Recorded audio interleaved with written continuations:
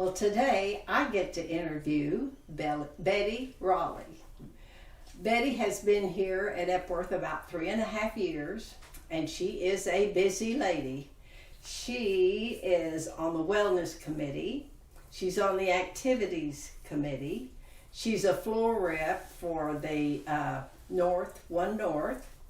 She's a gardener. She has a little plot out by her patio. She plays bridge, and she has a dog named Mo. And in 3 months, Betty will be 100 years old. And so I just want to know, what is your secret? And so Betty, tell us about your childhood. Well, it was a little bit different because I was the only child. And we moved all over Nebraska. My father, when I was 7 or 8, took a job with Sinclair Oil Company, traveling the state of Nebraska. So I went to all kinds of different schools. Probably 2 years, about the longest I went to any one school. We lived, as I said, all over Nebraska, and our last place was Lincoln. And then from Lincoln, we moved to Denver, Colorado.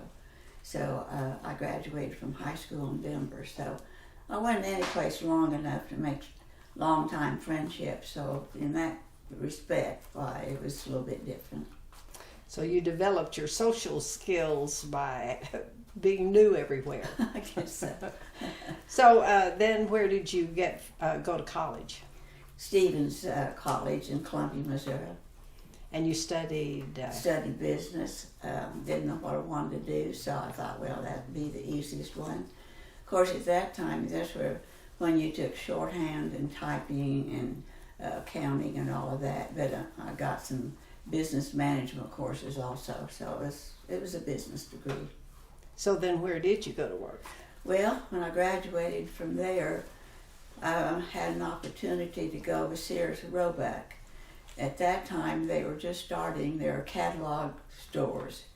And so I took some training in Kansas City and opened a catalog ordering store there in Columbia, Missouri. And I was there for 2.5 years. Then a friend of mine living in Kansas City and working out at North American called, and she said that there was a good job opening up in their department, and she thought I would be interested. So I went up there and got the job, moved to Kansas City, and I worked at North American then during the war. And after that, I went to a telephone company. Was going to work there a year till I really knew what I wanted to do. So 35 years later, I retired. But where did you meet your husband? In Columbia. We didn't know each other then, but his friend was dating a friend of mine, and we knew of each other that way. I was waiting for a streetcar in Kansas City one time after I'd been shopping, and he was standing on the corner also. And he came up to me and asked me if my name was Betty Gumry, and I said yes. So he explained how he happened to know me. We went in at the drugstore and had a Coke, and had a date that night, and it went on from there. He was in the service and waited till he got out of the service, but he always told everybody he picked me up on the street corner. And that was kind of true. But we got married after he got out of the service. How did you end up in Oklahoma? He got transferred in his job, and so we came here. I came very begrudgingly. I didn't want to come. I want to live in Kansas City. So I gave him a pretty hard time. I came down here for about 2 months in a row on weekends, finding a place to live. And he finally found a little house that had just been built, and we rented it when we first came here. You have children? Yes, have one. We were glad to have her, and it's a daughter. And she's been my pride and joy. I couldn't get along without her. Oh, we know her well. She's been right at my side all the way. Absolutely. And, if I've needed anything, and she's here all the time, making sure that there isn't something I really need or want. So couldn't get along without her. So when did your husband pass away? In 78. 78. So You've been a single mother and volunteer. What did you do volunteering? Well, when I got out of the telephone company, I decided I had to do something, so I went to the Deaconess Hospital, and I started volunteering there. And I was there 35 years, same time I was at the telephone company. And I enjoyed it, though it was great. And during that time, I was with Lyric Theater. I joined their guild, and that was at the time when they were just beginning, and they were still down at OCU. And the purpose of the guild was fundraising. So we always had one big fundraiser every year. And I was president of the guild 2 different times. And our big fundraiser was when we had the Marriott Hotel, and we rented their big ballroom. We had merchants and different organizations get booths, and they'd pay for getting a booth. And then we would get a percent of whatever they sold, and we opened it up to the public for 2 days. Then we had these big, beautiful Christmas trees, and we got people to agree to decorate those and donate them then to us for this auction. And we had 2 fairly small trees, one that went for I think it was $550, and the other was $650. Then all the others, we had a wonderful auctioneer. He knew how to do it. And so they sold for $2, $3, and I think $3,500 was the most that we got. But we had about 12 trees, and they were just beautiful, every one of them. And we would have at the end, then we had a big dinner and another auction, and really celebrated the whole week. So it was fun. It was a lot of hard work, but it was fun. You did the Cowboy Hall of Fame? Yes, You did some yes, volunteer? yes. I was out at the Cowboy Hall too. And your church? Yes, real active in the church, did a lot for the church, and our Sunday school was a very active Sunday school and a very partying Sunday school. So we were always busy planning a party and try to make it every different and special every time. So I've done a lot for the church. Well, you told me you have a passion for traveling, so where did that take you? Oh yes, I've always wanted to travel. And when Darylyn was a senior in high school, she had gone to Europe with her English class. And so she had such a good time, and I was talking to her teacher and was telling her about what a good time Darylyn had and everything.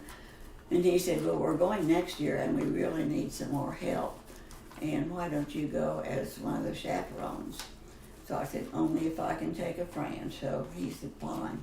So a friend and I went with this senior group for a trip to Germany. And that was more fun. We had more fun. It was a great group. We had no trouble. Well, we had trouble with one little boy, and we sent him home. So after we got him home, we had a great time. The rest of the kids were just great. I guess that started me. So then, from then on, I really wanted. And when we retired, my husband and I were going to travel. It's the same story as was here a lot of times. We had one cruise, and after that, he was ill, and we didn't get to go anymore. So after that, after he died, a friend of mine's husband had died about the same time. So we took off, and we traveled, and we had a lot of fun overseas. We went to Switzerland at one time and with a tour, and then we decided we hadn't been there long enough, so we left the tour and stayed another 10 days. And we didn't know where we were going half the time, but anyway, we got on a train every morning and went someplace. So that was fun.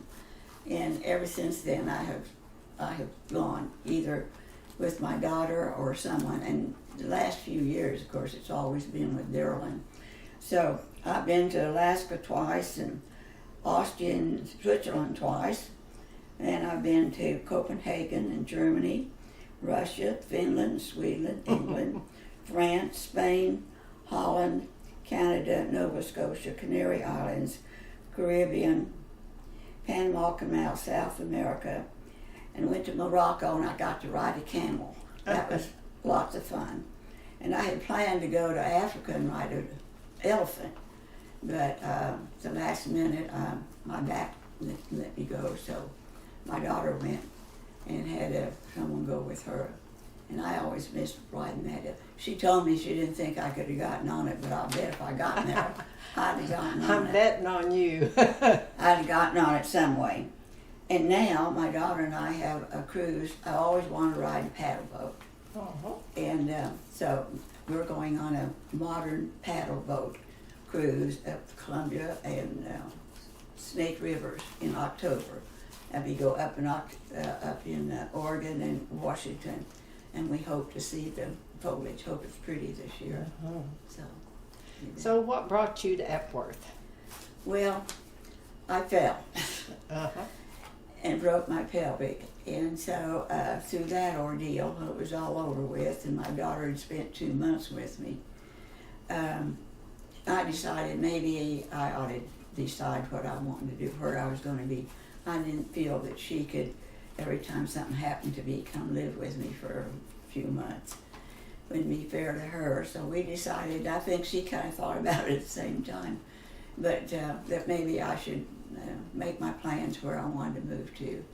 I'd been in my home 57 years and I didn't want to leave it, but I thought, you have to do what you have to do. So anyway, we made a tour of all of the places in Oklahoma. We didn't miss a one. And I had a very good friend that was living here, Donna Kornbaum, and she'd been on several cruises with me, and she belonged to our church. I knew Donna quite well.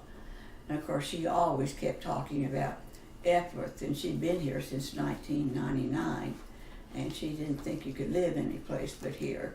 So we came out, and she showed us around several times, and then we talked to Kathy Logston, and Kathy's a pretty good little sales lady, and so we talked to her several times, and each time that I would go someplace else, I come out and I said, Darylyn, I like this and this about that, but I just don't feel comfortable.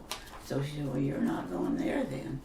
So anyway, we ended up here, and I'm happy. I'm glad I came. Boy, we are too. Thank you, Betty. You're an absolute joy. It was a great interview. Now take me to that fountain of youth.